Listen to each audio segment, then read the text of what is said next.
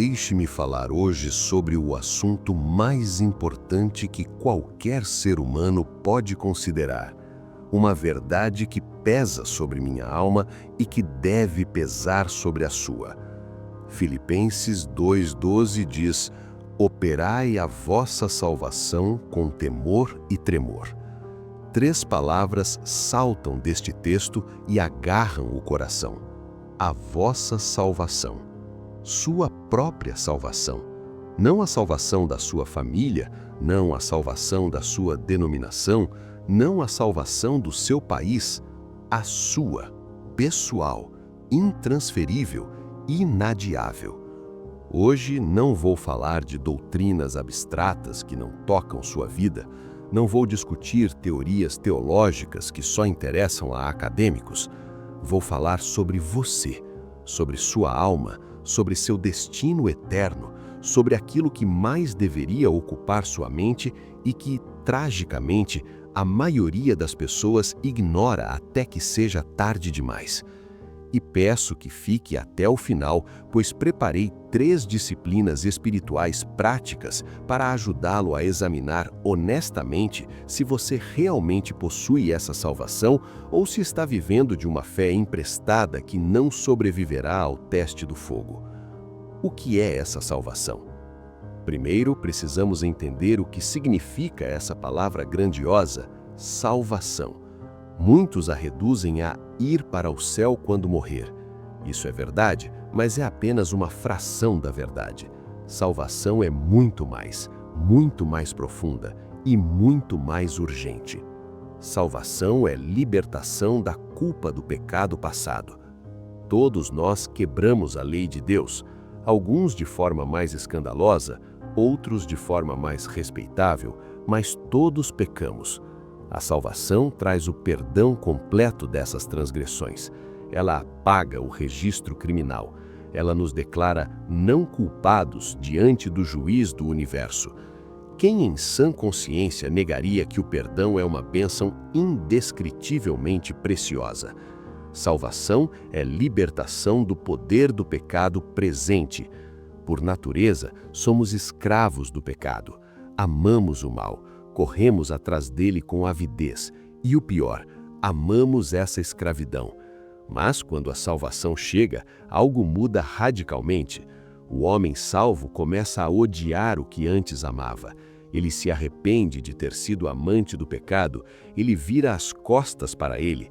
Pelo Espírito de Deus, ele se torna senhor dos seus desejos carnais, em vez de servo deles. Ah, mas aqui está o teste. Há muitos que não querem essa parte da salvação. Se você dissesse a eles que salvação significa ser liberto do poder do pecado, eles não dariam 1 centavo por ela. Eles amam seus pecados. Eles se deleitam em seguir os desejos do seu coração corrupto. Mas ouça bem, se você não possui libertação do domínio do pecado, você não possui salvação nenhuma. Essa emancipação dos maus hábitos, dos desejos impuros e das paixões carnais é o ponto central da salvação. Sem ela, as outras partes não existem para você. Salvação é libertação da ira presente de Deus. Muitos pensam que a ira de Deus é algo apenas futuro, reservado para o inferno. Isso é um erro grave. A Bíblia diz que a ira de Deus se revela do céu contra toda impiedade. Agora, no presente, quem não crê já está condenado. Não será condenado no futuro, já está condenado hoje. Se você não creu em Jesus, você está neste momento sob uma nuvem negra de ira divina. A flecha de Deus está apontada para você. Ela ainda não voou do arco, você ainda está sendo poupado, mas a condenação já está registrada. Isso deveria fazer você tremer dos pés à cabeça. A salvação remove essa nuvem. Ela revela o amor divino. O salvo pode dizer: ó Deus, eu te louvarei, pois ainda que estavas irado comigo, a tua ira se desviou e tu me consolaste. Por causa da libertação da culpa, do poder e da ira presente, somos também libertos da ira futura. Morrer sem salvação é entrar na condenação eterna. Onde a morte te deixar, o julgamento te encontrará. E onde o julgamento te encontrar, a eternidade te manterá para sempre. Mas o salvo está justificado, não há mais acusação contra ele, porque Cristo Jesus levou a ira de Deus em seu lugar. Ele fez plena expiação. Contra aquele que crê, não resta nenhum registro de culpa. Suas transgressões foram apagadas.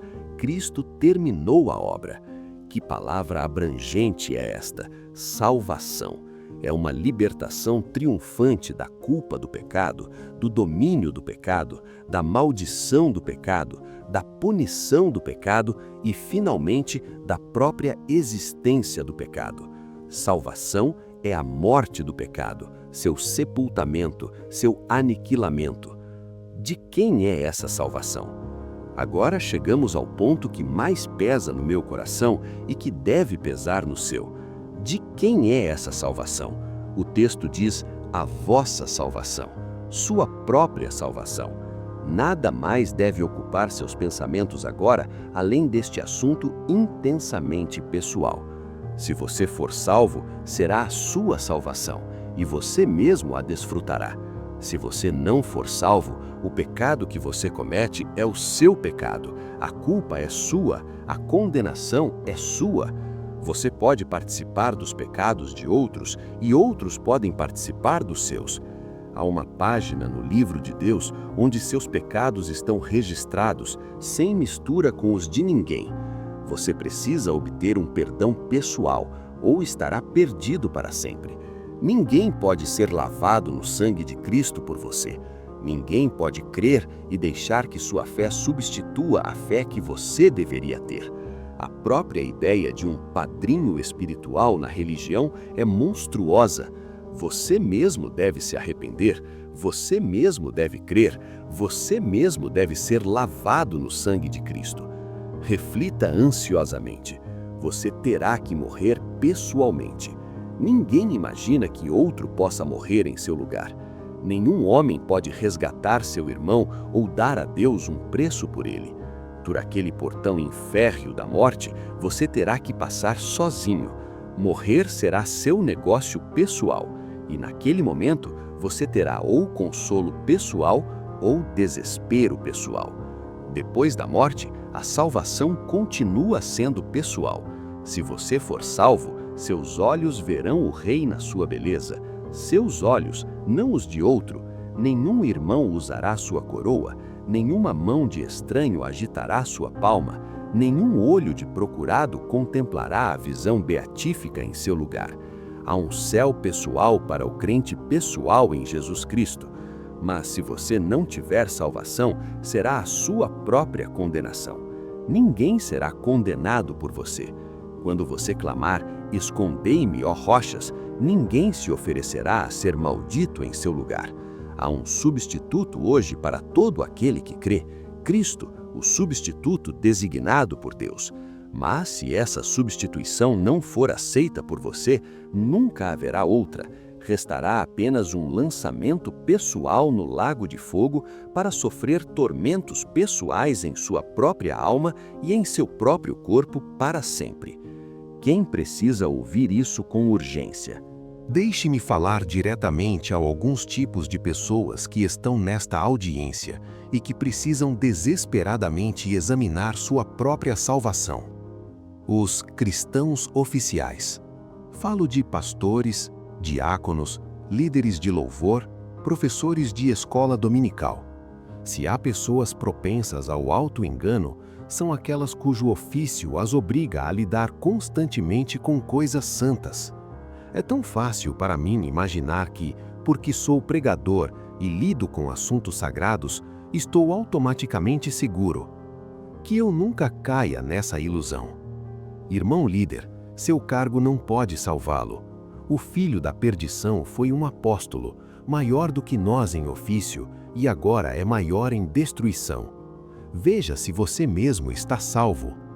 Os doutrinadores frios. Quando ouvem um sermão, sentam-se prontos para caçar meio erro. Consideram-se os padrões da ortodoxia. pesam o pregador enquanto fala, como se tivessem sido nomeados juízes substitutos do grande rei. Ah, Senhor, pese-se a si mesmo. Pode ser importante ser são na cabeça quanto à fé, mas é mais importante ser são no coração. Mas de nada vale se sua alma não sentir o poder da verdade e você mesmo não nascer de novo. Veja sua própria salvação, ó homem sábio na letra que não tem o Espírito. Os especuladores curiosos. Quando leem a Bíblia, não é para descobrir se estão salvos, mas para saber se estamos sob a terceira ou quarta taça do Apocalipse, quando será o milênio, ou o que é a batalha do Armagedon. Senhor, investigue todas essas coisas se tiver tempo e habilidade, mas olhe primeiro para a sua própria salvação. O maior doutor nos símbolos e mistérios do Apocalipse será tão rejeitado quanto o mais ignorante, a menos que tenha vindo a Cristo e descansado sua alma na obra expiatória do nosso grande substituto. Os críticos de tudo e todos mal conseguem ir a um culto sem observar a roupa ou a conduta dos vizinhos. Ninguém está salvo de seus comentários. São juízes tão perspicazes. Ó descobridores de falhas e fofoqueiros, olhem para sua própria salvação. Vocês condenaram um ministro outro dia por uma suposta falha, e ele é um servo querido de Deus que vive perto do Mestre. Quem é você para usar sua língua contra ele? Se esses olhos que olham para fora tão penetrantemente olhassem às vezes para dentro, poderiam ver uma visão que os cegaria de horror. Horror bendito se os levasse a se voltar para o Salvador. Se você deseja realmente examinar sua alma e crescer na graça, demonstre isso agora. Deixe seu like e inscreva-se. Esse é o seu compromisso de não ser mais um ouvinte passivo, mas um buscador ativo da verdade. A objeção do egoísmo. Alguém pode dizer, isso é muito egoísta, você está nos exortando a olhar para nós mesmos? Sim, é um tipo de egoísmo absolutamente necessário antes que você possa ser altruísta. Parte da salvação é ser liberto do egoísmo, e eu sou egoísta o bastante para desejar ser liberto do egoísmo. Como você pode servir aos outros se você mesmo não está salvo? Um homem está afogando no rio. Eu estou na ponte. Se eu sei nadar, posso pular e salvá-lo. Mas se não sei nadar, de que adianta eu me lançar para uma morte certa junto com ele? Eu estou desqualificado para ajudá-lo até que eu mesmo tenha a habilidade. Há uma escola ali. O primeiro requisito para o professor é: eu mesmo sei aquilo que pretendo ensinar? Isso é egoísmo? Certamente é o egoísmo mais altruísta, baseado no bom senso. Ver sua própria salvação não é egoísmo, é a base a partir da qual você opera para o bem dos outros. Como saber se está salvo? Você pergunta, estou salvo? Deixe-me ajudá-lo a responder rapidamente. Se você está salvo, há uma obra dentro de você. O texto diz, operai vossa salvação, porque Deus é o que opera em você. Você não pode operar para dentro, mas quando Deus opera para dentro, você opera para fora. Há algo em você que ultrapassa a natureza humana não assistida? Uma mudança operada de cima? Se sim, você está salvo. Sua salvação descansa inteiramente em Cristo. Aquele que se apoia em qualquer coisa além da cruz, se apoia naquilo que o enganará. Se você está de pé sobre Cristo, está sobre uma rocha. Mas se confia parte nos méritos de Cristo e parte nos seus méritos, você tem um pé na rocha e outro na areia movediça. O resultado será o mesmo que se tivesse os dois pés na areia. Ninguém senão Jesus pode fazer bem aos pecadores desamparados. Você não está salvo a menos que Cristo seja tudo em tudo para sua alma. Você virou as costas para o pecado? Você não deixou de pecar completamente. Quem dera que pudéssemos, mas você deixou de amar o pecado. Você não peca voluntariamente, mas por fraqueza. Você está buscando a Deus e santidade. Seu rosto está voltado para o céu. Se tal é o curso de sua vida, você está salvo. E se a resposta for não? Suponha que a resposta seja negativa. Suponha que você confesse que não está salvo. Então ouça a resposta para outra pergunta: como posso ser salvo? Ouvinte, não preciso trazer um volume enorme ou uma pilha de livros. O caminho é simples, o método é claro. Você pode ser salvo no próximo momento, se crer. A obra de Deus na salvação, em seu início e essência, é instantânea. Se você crê que Jesus é o Cristo, você nasceu de Deus, agora. Se você, em espírito, está de pé ao pé da cruz, vendo o Deus encarnado sofrendo, sangrando e morrendo, e se ao olhar para ele sua alma consente em tê-lo como Salvador e se lança inteiramente sobre ele, você está salvo. Quão vívida me vem à memória esta manhã o momento em que eu primeiro criei em Jesus. Foi o ato mais simples que minha mente já realizou e ainda assim o mais maravilhoso, porque o Espírito Santo o operou em mim. Simplesmente abandonar a confiança em mim mesmo, abandonar a confiança em tudo exceto em Jesus e descansar minha confiança indivisível em Ele e no que Ele fez.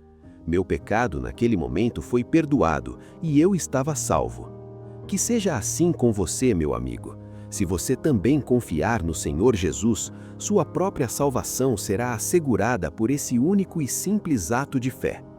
Plano de ação espiritual. 3 disciplinas práticas. Para transformar este sermão em ação concreta, estas são 3 disciplinas para esta semana. Primeira disciplina: o exame do triplo teste. Não confie em impressões vagas sobre seu estado espiritual. A prática é sentar-se em silêncio e responder honestamente a 3 perguntas. Há uma obra sobrenatural em mim que vai além da minha natureza humana? Minha confiança para a eternidade descansa 100% em Cristo ou estou apoiado parte em meus méritos? Eu odeio o pecado que antes amava ou ainda o acaricio em segredo? Escreva suas respostas. Não seja um juiz parcial de si mesmo. Se houver dúvida, corra para a cruz e lance-se sobre Cristo novamente. Segunda disciplina: a oração de apropriação. A salvação é pessoal. Sua oração também deve ser. A prática é orar usando pronomes pessoais com intensidade. Senhor, perdoa os meus pecados. Lava a minha alma. Seja o meu Salvador. Eu creio. Ajuda a minha incredulidade. Não ore de forma genérica. Aproprie-se das promessas de Deus para você especificamente. A fé que salva é a fé que diz: meu Senhor e meu Deus. Terceira disciplina: o abandono do talvez amanhã. A procrastinação espiritual é suicídio em câmera lenta. A prática é: se você não tem certeza de sua salvação, não deixe este dia terminar sem resolver isso. Ajoelhe-se, confesse, creia. Não diga amanhã. Quantos que disseram ano que vem me arrependo estão hoje na eternidade sem chance de arrependimento? A morte não manda aviso prévio. Faça hoje o negócio de sua alma. Eu o imploro por tudo o que é santo, veja sua própria salvação. Ninguém pode fazer isso por você. Você se lembra das trevas de sua mãe? Você se lembra de quando se ajoelhava ao lado da cama dela e ela dizia amém à sua oração infantil e pedia a Deus que você conhecesse o Deus dela? Essas orações ainda ecoam nos ouvidos de Deus por você. Mas é impossível que você seja salvo a menos que se diga de você: eis que ele ora. A santidade de sua mãe só se levantará no julgamento para condenar sua maldade voluntária, a menos que você a imite. As exortações de seu pai só confirmarão a justa sentença do juiz, a menos que você dê ouvidos a elas e ponha sua confiança em Jesus. Há apenas uma esperança, e se essa esperança for perdida, estará perdida para sempre. Sua vida é sua única batalha. Se for perdida, estará perdida eternamente. Então eu o intimo pelo Deus vivo diante do qual estou. Veja a sua própria salvação. Que Deus o ajude a nunca cessar de se procurar, até que saiba pelo testemunho do Espírito que passou da morte para a vida. Há apenas uma esperança, e se essa esperança for perdida, estará perdida para sempre. Sua vida é sua única batalha.